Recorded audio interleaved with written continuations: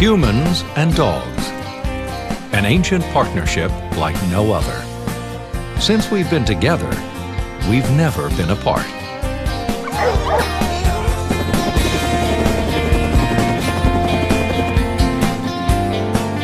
From the start, we have shaped dogs to help make our lives easier.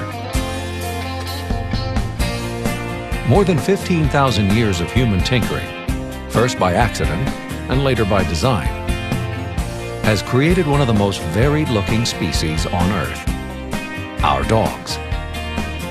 Yet for all their differences, all dogs share the same ancient ancestor, the wolf. This is the story of how wolves and humans forged a bond that changed them, us, and the world forever.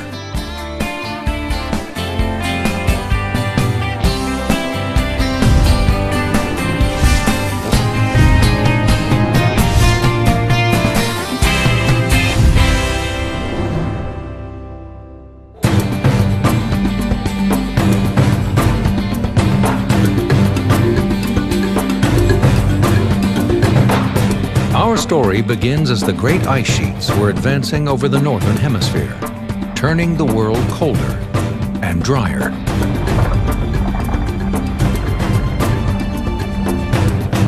This was the Ice Age, and it belonged to the wolf.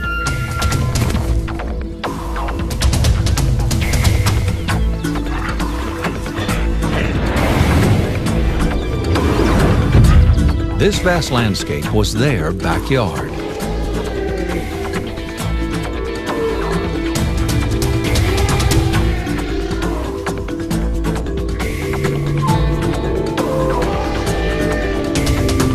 There were millions of wolves roaming the continents of the northern hemisphere.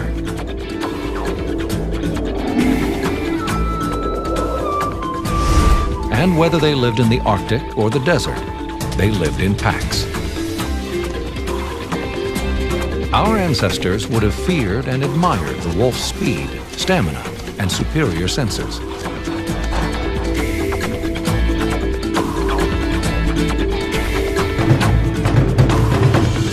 The wolf pack was the perfect killing machine. Once they sniffed out prey, it was already too late.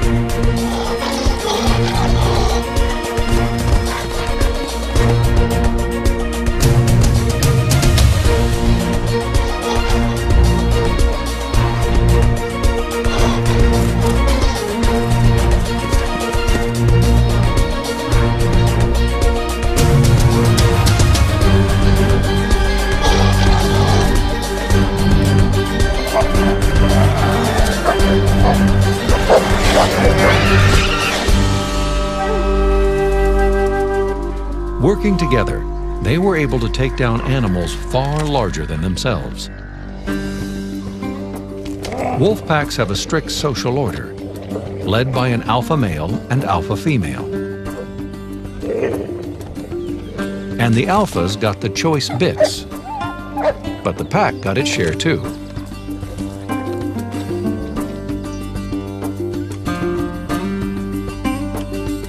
And only the alpha female had pups. But just as it took the pack to bring down prey, the pack helped raise the young.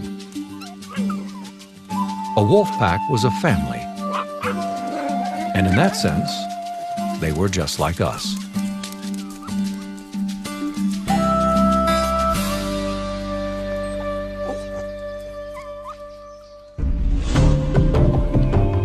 Clan loyalty held us together too, and kept us alive against tremendous Ice Age odds. Because for thousands of years, we trespassed in a world that was not ours.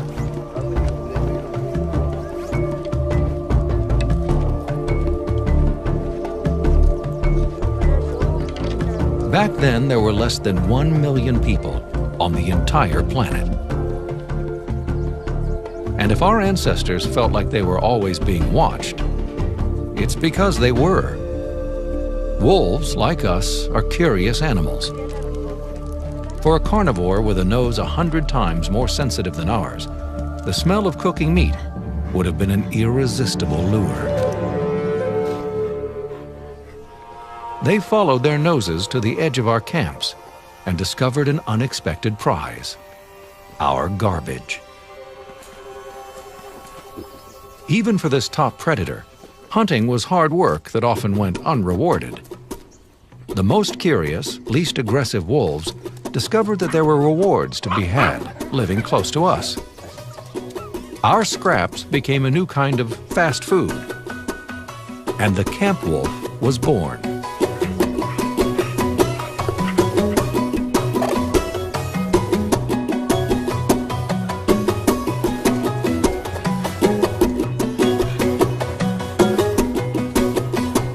Professor of Ecology and Evolutionary Biology, Dr. Robert Wayne, is the senior author of a new genetic analysis of wolves and dogs. I think it was initially a loose association. Wolves started following humans because they provided a resource, and then kind of adopted the human niche. And those wolves, by the nature of that new habit, that is, they were no longer territorial, they were not hunting territorial prey, they were following humans, there was some kind of reproductive divergence. In time, the camp wolves living close to humans became genetically isolated from the wolves of the forests and wilderness. Eventually, in locations across the Middle East, Asia, and Europe, a new social order dawned.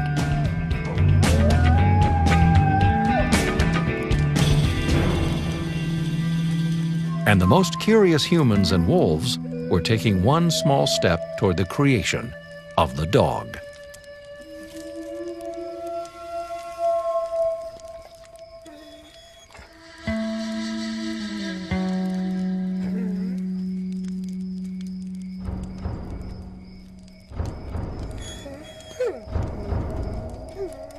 This first timid contact began a dance between our two species that would change our world forever.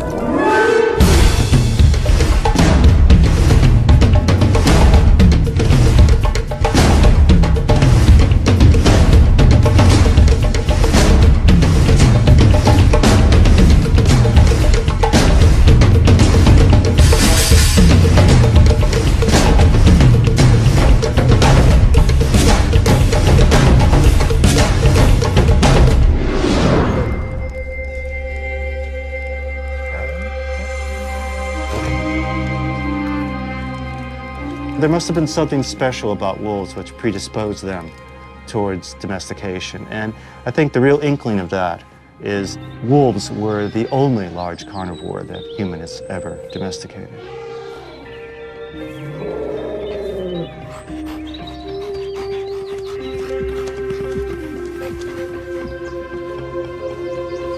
camp wolves became a familiar presence around our campsites. And we became more comfortable with them.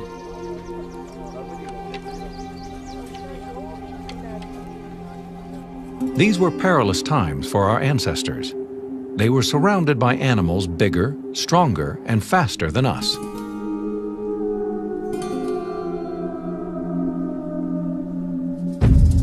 When night fell, we huddled around our fires, wary of the danger from predators lurking in the darkness.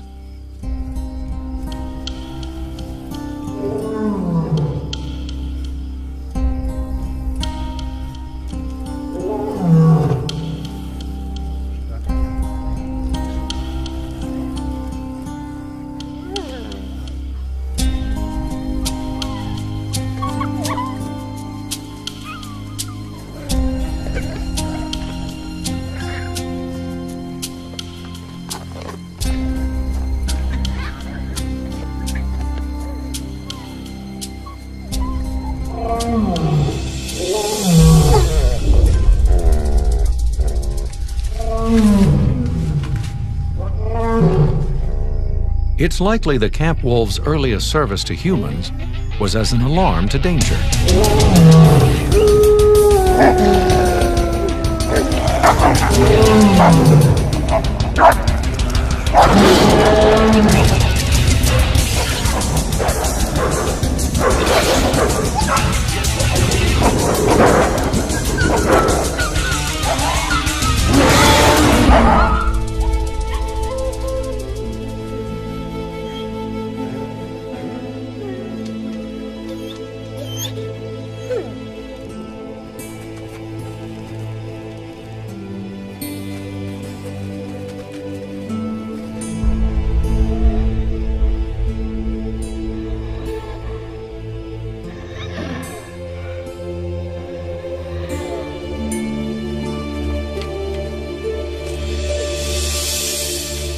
In protecting her own young, this camp wolf unintentionally protected the humans.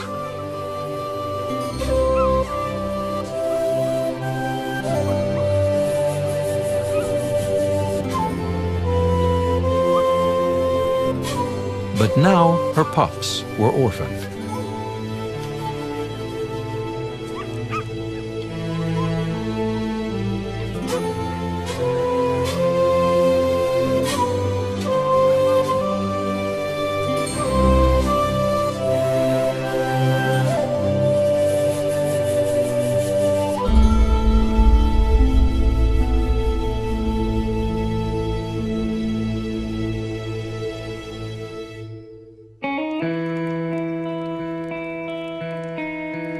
The clan mothers could never have known that the cries of the wolf pups would trigger their brain chemistry, urging them to nurse for these babies just as they did their own.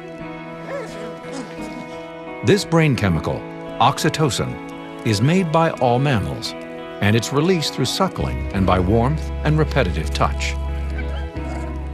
That night around the campfire, no pup or clan member was immune to the powerful connective chemistry being unleashed.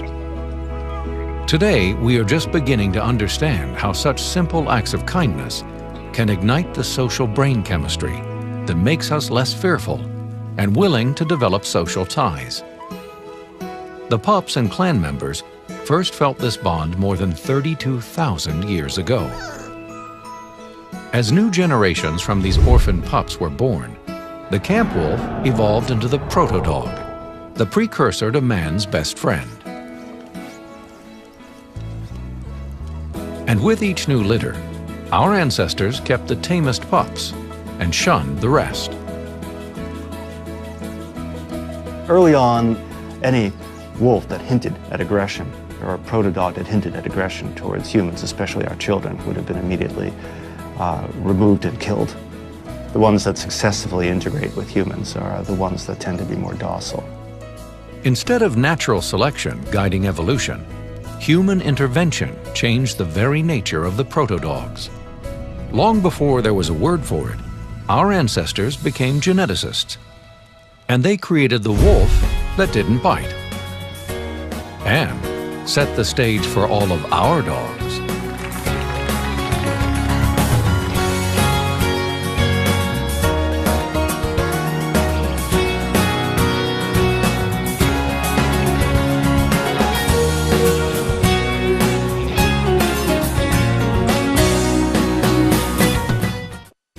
recent genetic study provides clues of how all dog breeds are related and how they're all related to wolves.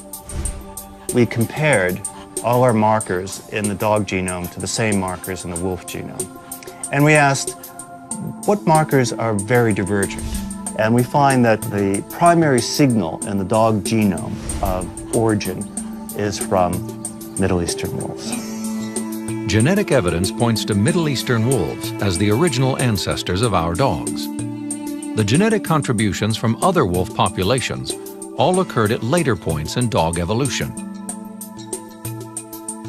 But when did the human-dog partnership begin? Our earliest archaeological evidence is a canine skull found not in the Middle East, but at Goyer Cave in Belgium. When it was discovered in 1870, it was believed to be the skull of a wolf. But in 2007, Dr. Mita Gimonpré re-examined the skull and found something quite different. These skulls were discovered more or less 140 years ago, and they remained in the museum since then. They were excavated in 2 different caves in the Belgian Ardennes.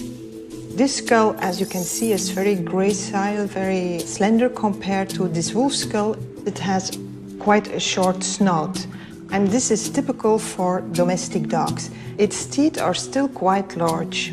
So this is not typical for recent dogs, but is a sign that it's really an old dog. This skull has been carbon dated as being over 31,000 years old, twice as old as the oldest dog skull previously found. This is the most compelling evidence that long before the end of the Ice Age, environmental and human influences had given rise to the dog. And it may have looked something like this. But was it tame? Tameness means, to me, docility. That is, an animal that will not harm you generally and will be submissive to your needs. Domestication, to me, means much more than that. That is, if you open the gates for your dog, it may go out for a walkabout, but it's still going to come back to you for food and shelter and even for companionship. It's part of human society and dependent upon it. The Goyer skull at 31,000 years ago is indeed a very old dog, and it really does suggest that domestication occurred on the order of tens of thousands of years ago. Other evidence of humans and dogs has been found in Israel, Western Russia, and Germany. But perhaps the most intriguing find is in southern France. Chauvet Cave, discovered in 1994, contains the earliest cave paintings in Europe. Perhaps the most important discovery was not found on the cave walls, but in the damp clay floor. Here, archaeologists found footprints of a child that appears to have been accompanied by a dog. Unlike wolf tracks, these have the shorter middle toe of a dog's. Carbon dating of the child's torch marks, swiped on the cave wall, tell us he and this ancient dog may have taken their walk together 26,000 years ago. The archaeological record is tantalizing, but sparse. And genetic research can tell us where dogs came from, but not how closely they may have looked like the dogs in our living rooms today. In this analysis, we're looking at lineages, in a sense. We're tracing backwards in the family tree. We're not necessarily saying how that dog looked 1,000 or 2,000 years ago. We're asking what its ancestry was. So the dog that we see today and recognize as a Samoyed or a Chow Chow, its ancestors might have looked far different than that. Our relationship may go back over 30,000 years, but what our dogs look like today is a fairly recent creation. Something on the order of 80% of our dogs probably derived from selective breeding practices in the last few hundred years. With the Victorian era, 12,000 years ago, there wasn't anywhere near the strict breeding regime that exists today. So an individual may have had a whole mixture of dogs, small to large, with various abilities, and tried to select amongst them, but there was nowhere near the rigid types that we see today. The last cold snap of the Ice Age turned Western Europe both cooler and drier.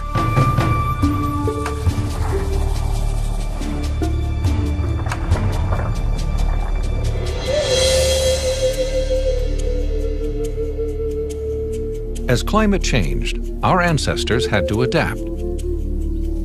And for hunter-gatherers, hunger was an everyday occurrence.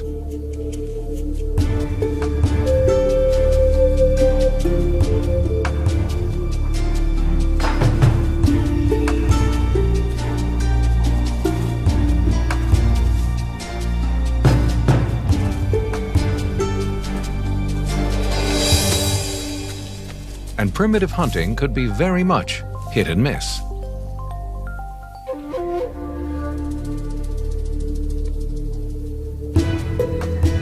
Our ancestors discovered their dogs could flush and kill game more efficiently than they could.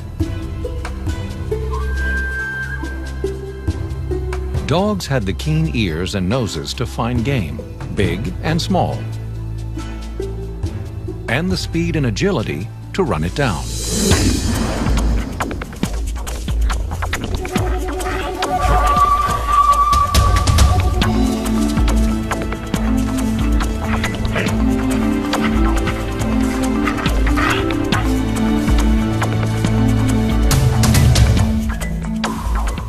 Wolves were specialists in cooperative hunting.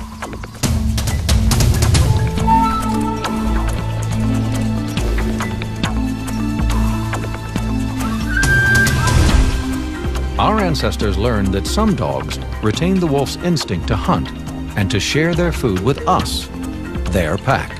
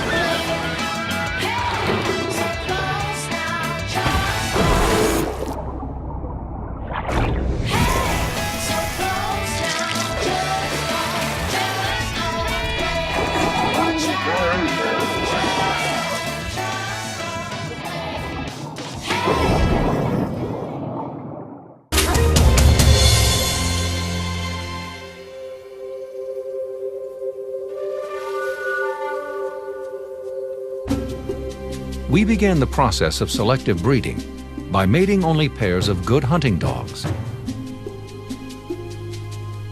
Our ancestors were literally creating the perfect partners for the hunt. This is the modern-day Saluki. It's a living relic of one of man's earliest shaping of a good hunting dog into a great one. A Saluki-like dog skeleton was found in a burial mound in northwest Iraq that dates back to 5,500 years ago. 3,300 years ago, this fan was made for King Tutankhamun, showing the young king hunting ostriches with a dog, the spitting image of a Saluki. Salukis are sighthounds. Over millennia, Salukis were carefully bred and trained to spot and chase game across the hottest deserts. They aren't the fastest dogs humans created, but at 53 kilometers per hour, they're fast enough. Their real talent is being able to hold that speed for up to 3.2 kilometers to exhaust their prey, something even a wolf will rarely do. A Saluki's long legs can cover nearly 3.5 meters in a single stride. At 2 points in their gallop, all 4 paws are off the ground. This efficient gait contributes to their incredible endurance. Wolves can run around 48 kilometers per hour. At top speed, a wolf stride is 1.8 to 2.5 meters.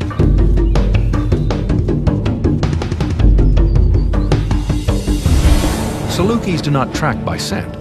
Odors dissipate in the dry desert winds.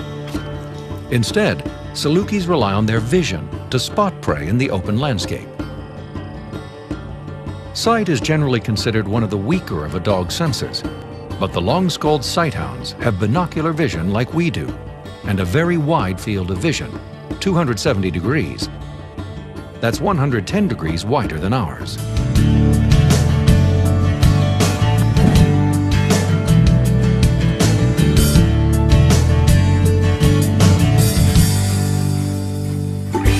From these first sighthounds came Afghans, Bourgeois, Irish wolfhounds, and the fastest of all, the greyhounds. Today, most of us no longer need dogs as hunting partners and simply enjoy these popular breeds as cherished family members.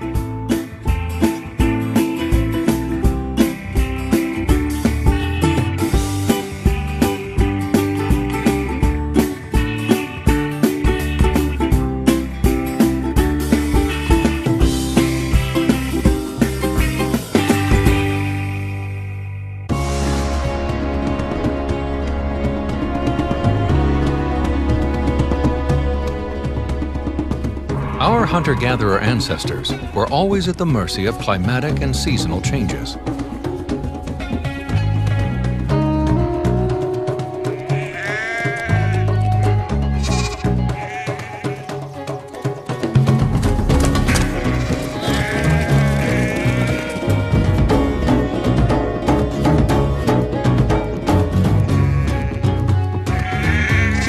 We can only imagine our ancestors' surprise and delight when they first saw their dogs doing this, herding.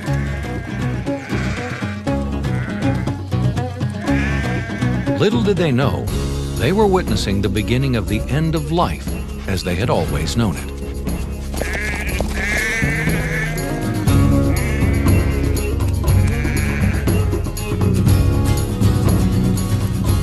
With dogs like this, herds could be gathered and contained, not followed. Game could be kept, not stalked.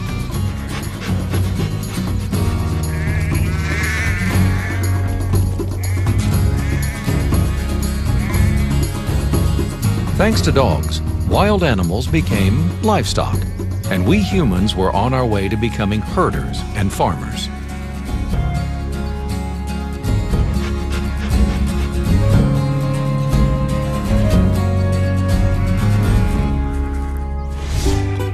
Herding dogs remain ready to work whenever asked, and their enthusiasm and devotion still wins our admiration and our hearts.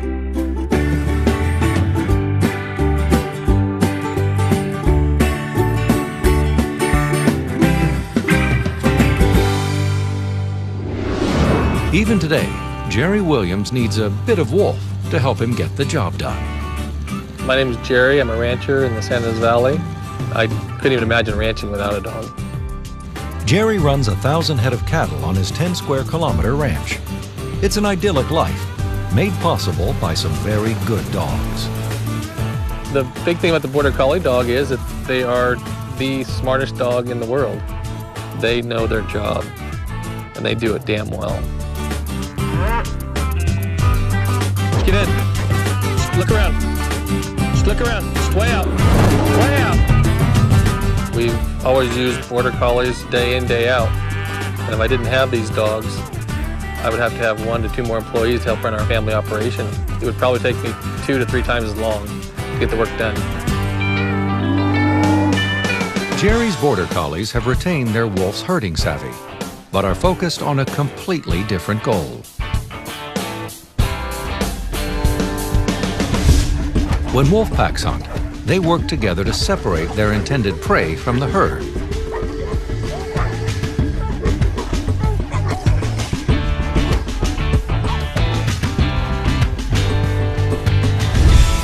When this wolf-like pack stalks the herd, it's not to divide and conquer, but to keep them moving together.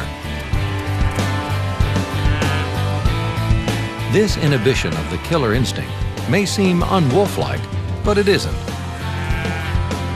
A good herding dog has the right balance of boldness, excitability, and a desire to herd. The dogs love to do what they do. They'll work their heart out. And and do anything for me. They're the most loyal animals I've ever been around in my life. I'll be honest with you there. They're just like our family and best friends. We have to work with our best friends every day.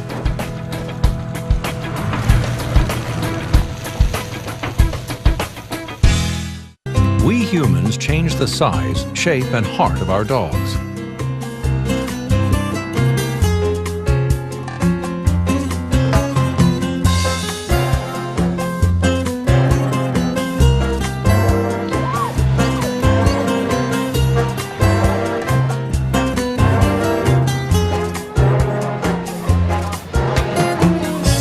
But the one wolf feature that came through evolution unscathed was the wolf's incredible sense of smell. Wolves, in favorable conditions, can detect a scent up to 2.8 kilometers away. And from the earliest days of our relationship with dogs, we've put their noses to work for us. We rely on keen vision to navigate our world, which is fine in open, well-lit places. But the dog's nose can smell what can't be seen. Animal behaviorist Alexandra Horowitz says to know the dog, you must know its nose and the ways it experiences the world. As we see the world, dogs smell the world. We open up our eyes and there's the world visually in front of us. Dogs, come into consciousness and take a big sniff, essentially. So we can kind of imagine that the entire geography of this world is redrawn for them in odors. And every sniff tells a vivid story. If you watch a dog's nose for any length of time, they're doing terrific gymnastics. The sniff of a dog is not like our clumsy sniff. It looks like the dog is turning his head to see, but really he's turning his head to sniff first. Whether it's big, round, and the palest pink, or small, pointy, and glossy black, all dogs have highly sensitive noses.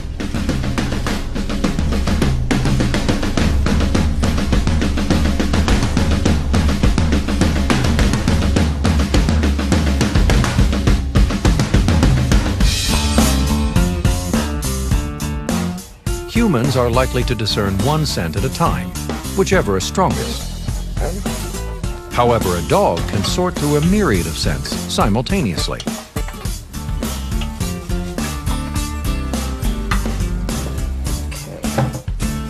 So if we smell a stew cooking, dogs smell each ingredient of the stew and the cook. What does it smell like, guys? Does this smell good to you, huh? Good dogs. It's gonna be really good. Dogs can move one nostril at a time, permitting them to perceive the direction of a scent. Once they pick up the scent, it dissolves on their wet nose. These liquefied molecules are then pushed further back into the snout. The dog devotes 40 times more of its brain power to smell than we do. A dog's nose contains about 387 square centimeters of scent receptors, called the epithelium.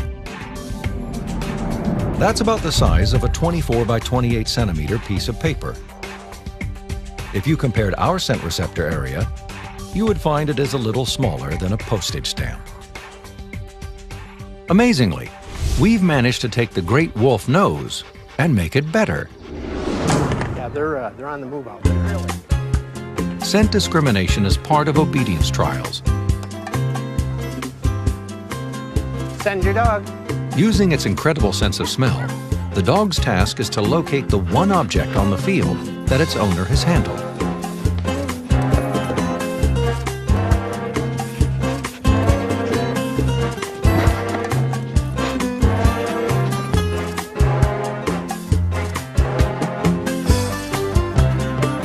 Through careful breeding, we created the bloodhound nose, complete with 300 million olfactory sensors.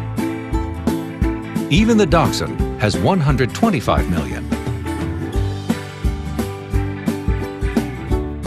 And the beagle packs in 225 million scent receptors in its nose. We have 96 different breeds of scent hounds, dogs specifically created by us over the years for their exceptional sense of smell. And today, people use a dog's keen sense of smell in many ways. If an object has an odor, a dog can be trained to identify it and find it. And Dr. Giovanni Morsiani's dogs do just that. I like to present you the king of the table, the truffle. You can see how magnificent they are, that bowl of white and black truffle that the Lagotto Romagnolo found here in Bagnara di Romagna. It turns out that a dog's keen sense of smell is perfectly suited for sniffing out these subterranean delicacies. And the dog of choice for Italian truffle hunters is the Lagotto Romagnolo. They nearly died out as a breed, but in the 1970s, Dr. Morsiani was one of 4 Italian dog lovers that brought the dogs back from the edge of extinction. Truffle hunting dogs have been used for centuries to sniff out and find truffles in Italy and France. Every year, truffle hunters in Italy take to the woods, hoping that the sensitive noses of their trained dogs will lead them to buried treasure. Finding truffles is a game for the dogs, and they're given a treat each time they find one.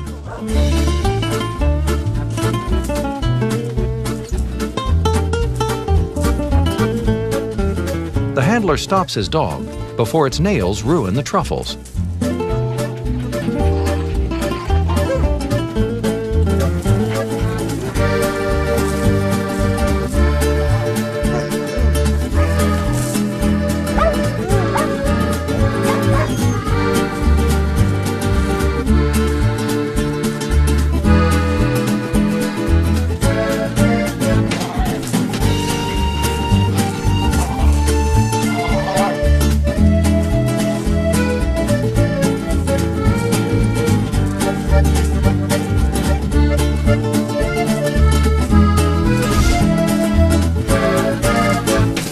Truffle hunting dogs are so prized that competing human truffle hunters sometimes dog-nap them. Anything to get an edge.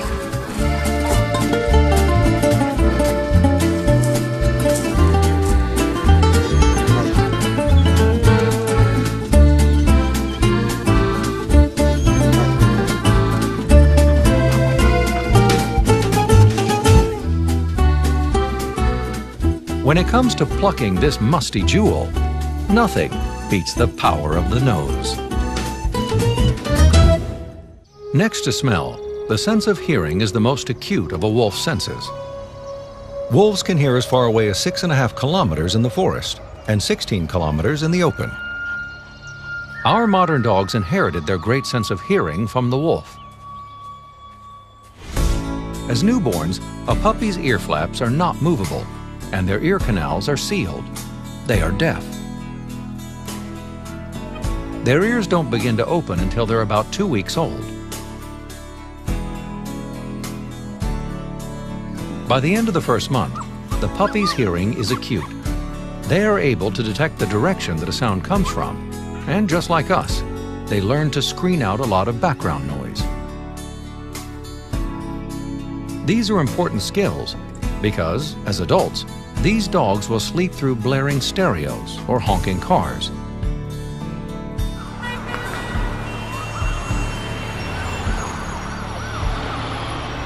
But open a bag of dog food, and they're wide awake. Dog ears come in an amazing variety. Extremely long and floppy, small, soft, and perked, or folding elegantly alongside the face. It's the pinna that's the outer, visible part of a dog's ear. Dogs are able to tilt, turn, raise, and lower their ears to locate not only the sound, but pinpoint the exact origin and accurately interpret whether it is threatening or not. The frequencies that dogs hear are nearly twice what we do, and they can pick up and distinguish sounds roughly 4 times the distance we can. At the outer edge of the ear is the ear flap. The flap funnels the sound through the ear canal to the tympanic membrane, or eardrum. Inside the eardrum are three small bones that increase the intensity of sound vibrations. The vibrations enter the spiral-shaped cochlea, which converts them into signals that are then delivered to the brain. And all this happens in 0.06 of a second. But what is proved to be the most important thing a dog can hear is the sound of the human voice. Hands up, like. Beautiful. Awesome. Get it. Okay. Good. Monkey, step. Dogs' ears are exquisitely tuned to the tone, pitch, and rhythm of our voices. These are nonverbal cues that reveal our emotions and intentions to our dogs. Up, switch. Nice, very nice. Ready? Let's go. Okay, Becky, pull. That ability to understand us allows companion dogs to enhance the independence and quality of life of their disabled partners. Becky, stop. And this partnership is built on the human voice. But just understanding our voice might not mean much without a dog's willingness to do things for us. Hearing dogs combine that willingness to help along with an acute sense of hearing the world around them. Tico, a Labrador Retriever, is learning to recognize a knock at the door and alert his partner with a nudge to the leg.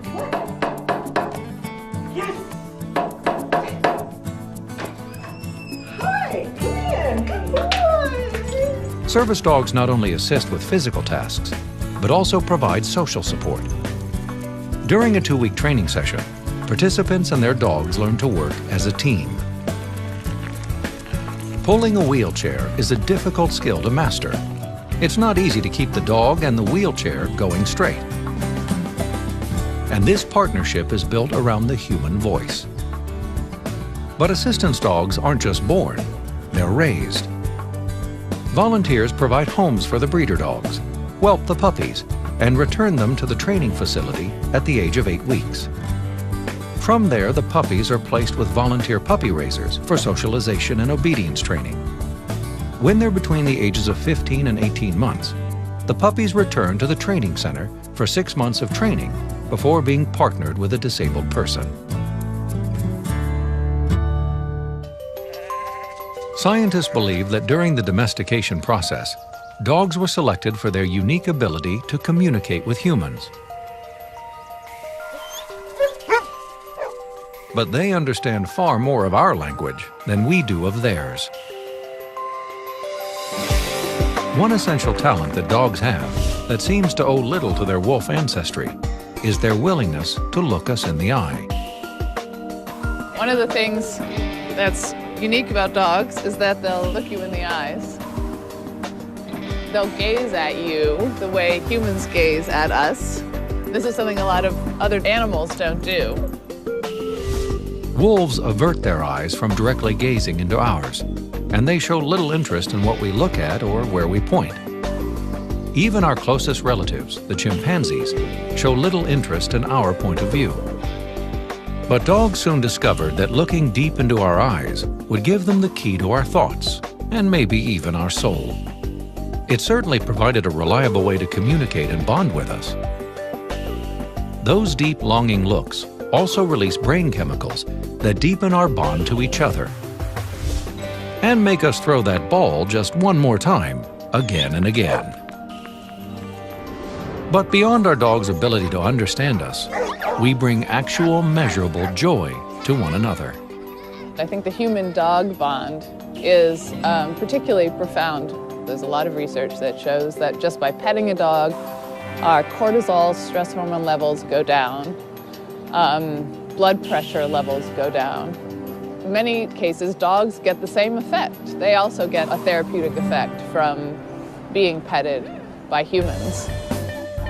It's these connections between us, looks, petting, and close physical contact, that release the hormone oxytocin in both of us. It's the same hormone that forms the powerful bond between mothers and their infants in all mammals. It turns out oxytocin has a powerful anti-stress effect on both of our species. making us calmer and more receptive to the nonverbal messages that pass between us. This hormone connection gave our dogs a welcome place at our ancestors' campfires, and later in millions of our homes across the planet. We must give thanks to our ancient ancestors who looked into the eyes of a wolf and saw the promise of a friend.